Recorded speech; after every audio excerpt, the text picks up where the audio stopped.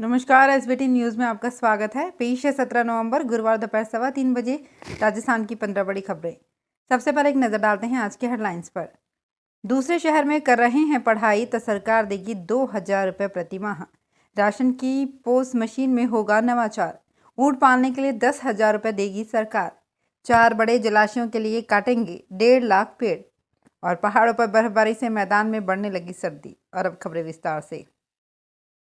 अगर आप अपने घर से दूर किसी दूसरे शहर में रहकर कॉलेज में रेगुलर स्टूडेंट के रूप में अध्ययनरत हैं तो राजस्थान सरकार 2,000 रुपये प्रति माह की सहायता देगी।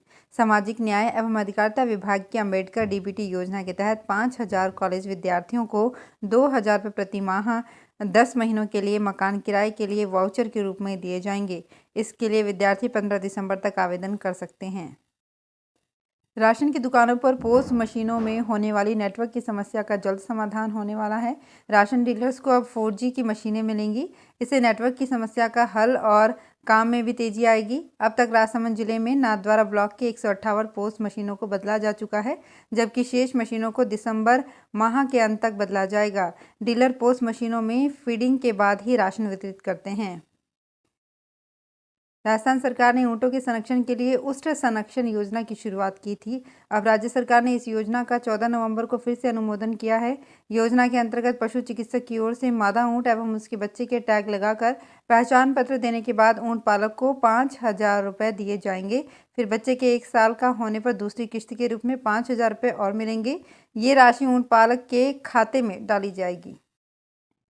राजस्थान के पश्चिमी हिस्से में बीकानेर, जैसलमेर, जोधपुर और बाड़मेर शहर के 1 करोड़ लोगों की साल भर प्यास बुझाने के लिए बन रहे 4 बड़े जलाशयों के लिए 1.5 लाख हरे भरे पेड़ों को काटा जाएगा। वन विभाग इसकी अनुमति दे चुका है। अब पेड़ों की कटाई शुरू होगी। दरअसल केंद्रीय जल शक्ति मंत्रालय ने इंदिरा गांधी नहर की RD 507, 750, 1356 और 1121 के पास 4 जलाशय बनाने के लिए 1400 करोड़ रुपए मंजूर किए थे, ताकि बीकानेर, जोधपुर, जैसलमेर व बाड़मेर जिले को साल भर पीने का पानी मिलता रहे। देश के उत्तरी हिस्से में पहाड़ों पर बर्फबारी होने से अब मैदानी भागों में सर्दी बढ़ गई है। उत्तरी हवाएं बहने से रातें अधिक ठंडी होने लगी हैं। हालांकि दोपहर में तीखी धूप निकली रहती है, फिर भी कई हिस्सों में दिन का पारा 32 डिग्री के पास आ गया है। मौसम विभाग के अनुसार आगामी दिनों में मौसम शुष्क रहेगा। इस दौरान तापमान में 2 से 3 डिग्री की गिरावट और आएगी। जालौर में बीती रात पारा 15.1 डिग्री सेल्सियस रहा। जयपुर की कोटपुतली में भाजपा के राष्ट्रीय प्रवक्ता और जयपुर ग्रामीण सांसद कर्नल राज्यवर्धन सिंह राठौड़ ने यूरिया खाद के लिए किसानों की लंबी लाइन और अव्यवस्थाओं के लिए प्रदेश की कांग्रेस सरकार को जिम्मेदार ठहराया है। उन्होंने कहा, किसानों के लिए यूरिया की कोई कमी नहीं है। आंकड़े बताते हैं कि केंद्र सरकार प्रदेश में लगातार किसानों के लिए पर्याप्त मात्रा में यूरिया भेज रही है, लेकिन राज्य सरकार के मंत्री एवं पदाधिकारी यूरिया डाइवर्ट कर रहे हैं। बीकानेर में बिरथवाल खंड से लूणकरण सब स्टेशन के बीच 84 किलोमीटर लंबे ट्रैक पर विद्युतीकरण का कार्य पूरा हो गया है। बुधवार को इस रूट पर बिजली का इंजन लगाकर ट्रेन का ट्रायल किया गया। उत्तर पश्चिम रेलवे जयपुर के प्रमुख मुख्य बिजली इंजीनियर राजेश मोहन ने निरीक्षण किया। विद्युत इंजन से इस ट्रैक पर 100 किलोमीटर प्रति घंटे की रफ्तार से दौड़ाकर स्पीड ट्रायल किया गया। इस दौरान ट्रेन को खाली चलाने के साथ ही भार रखकर भी चलाया गया। निरीक्षण में ट्रैक पूरी तरह से फिट मिला। राज्य स्तरीय स्कूली शतरंज प्रतियोगिता में जयपुर और उदयपुर के साथ ही हनुमानगढ़ के खिलाड़ियों ने शानदार प्रदर्शन करते हुए अलग अलग वर्ग में विजेता की ट्रॉफी जीत ली। वहीं बीकानेर के युक्ति हर्ष सहित राज्य के 20 खिलाड़ियों का नेशनल टूर्नामेंट के लिए राज्य टीम में चयन हो गया है। राज्य स्तरीय प्रतियोगिता यहां पुष्करना भवन में संपन्न हुई। अंडर 17 बॉयज़ का खिताब जयपुर प्रथम ने जीता, जबकि उदयपुर दूसरे व बीकानेर तीसरे नंबर पर रहा। चयनित खिलाड़ी राजस्थान का प्रतिनिधित्व करेंगे। पाली जिले में चोर 150 फीट ऊंचा मोबाइल टावर ही चोरी करके भाग गए। इतना लंबा टावर चोरी होना अपने आप में ही हैरत करने वाली बात है। भारी भरकम टावर को खोलने में ही 10 दिन लग जाते हैं। मामला पाली के शिवपुरा थाने का है। पाली में टावर चोरी होने का संभवतः ये पहला मामला है। पुलिस का मानना है कि बिना एक्सपर्ट ये चोरी नहीं हो सकती। GTL कंपनी के सहायक मैनेजर प्रदीप चतुर्वेदी ने इस संबंध में पुलिस में मामला दर्ज कराया है। अजमेर के अजय नगर में अवैध रूप से बनाई गई 13 दुकानों का नगर निगम ने सीज किया। निर्माणकर्ताओं ने विरोध भी किया, लेकिन मौजूद पुलिस व अधिकारियों ने सख्ती दिखाते हुए सीज की कार्रवाई की। आरोप है कि बिना सक्षम स्वीकृति इसका निर्माण किया गया। यहां मौके पर आगे की तरफ शटर लगे थे, लेकिन पीछे के रास्ते से निर्माण कार्य चल रहा था। प्रभारी अधिकारी देवन बेरवाल, आरओ पवन मीणा, दीपेंद्र खत्री, जेएन प्रियंका चौधरी सहित नगर निगम के अमले ने इन 13 दुकानों को सीज करने की कार्यवाही की।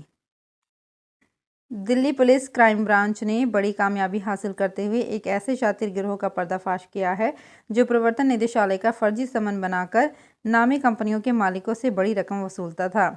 शिकायतों के आधार पर दिल्ली पुलिस की क्राइम ब्रांच ने ये कार्रवाई की है। लगातार इस तरह की शिकायत मिल रही थी कि एक गिरोह ईडी का फर्जी समन बनाकर बड़ी बड़ी कंपनियों के मालिकों से वसूली करता था। इसके बाद कार्रवाई करते हुए पुलिस ने मास्टरमाइंड समेत गिरोह के 9 सदस्यों को गिरफ्तार किया है। मीडिया के मुताबिक दिल्ली पुलिस ने गिरोह के मास्टरमाइंड के पास से 12 मोबाइल फ़ोन और एक कार बरामद की है।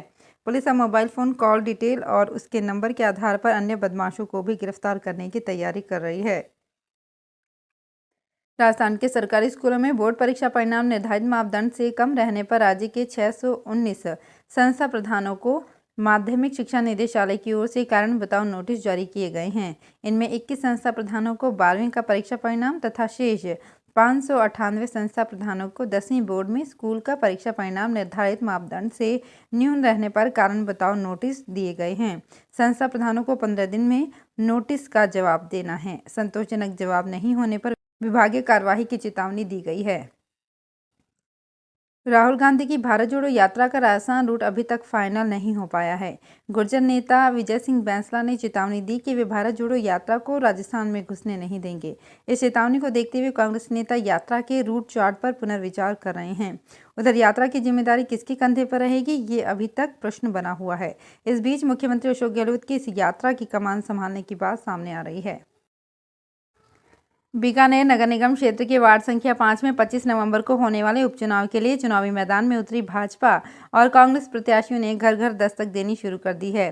दोनों प्रत्याशी अपने परिवार के सदस्यों, पार्टी कार्यकर्ताओं के साथ चुनाव प्रचार में जुट गई हैं। दोनों प्रत्याशियों ने वार्ड क्षेत्र के निर्धारित मोहल्लों में पहुंचकर जनसंपर्क शुरू कर दिया है। बुधवार को कांग्रेस प्रत्याशी कस्तूरी देवी और भाजपा प्रत्याशी कांता देवी ने घर घर जनसंपर्क किया। राजस्थान लोक सेवा आयोग की ओर से चिकित्सा एवं स्वास्थ्य सेवाएं विभाग में ऑक्यूपेशनल थेरेपिस्ट के पदों के लिए पुनः ऑनलाइन आवेदन आमंत्रित किए गए हैं। परीक्षा के लिए 18 से 27 नवंबर 2022 की रात्रि 12 बजे तक ऑनलाइन आवेदन किए जा सकेंगे। आयुक्त सचिव HL अटल ने बताया कि पूर्व में ऑक्यूपेशनल थेरेपिस्ट के 24 पदों पर भर्ती के लिए 19 जून 2022 तक ऑनलाइन आवेदन पत्र आमंत्रित किए गए थे। तो फिलहाल इस बुलेटिन में इतना ही, फिर हाजिर होंगे कुछ और बड़ी खबरों के साथ। अगर आप भी अपने आसपास की छोटी बड़ी और महत्वपूर्ण खबरों से अपडेट रहना चाहते हैं तो सब्सक्राइब कीजिए हमारे चैनल SPT न्यूज को और प्रेस कीजिए बेल आइकन पर।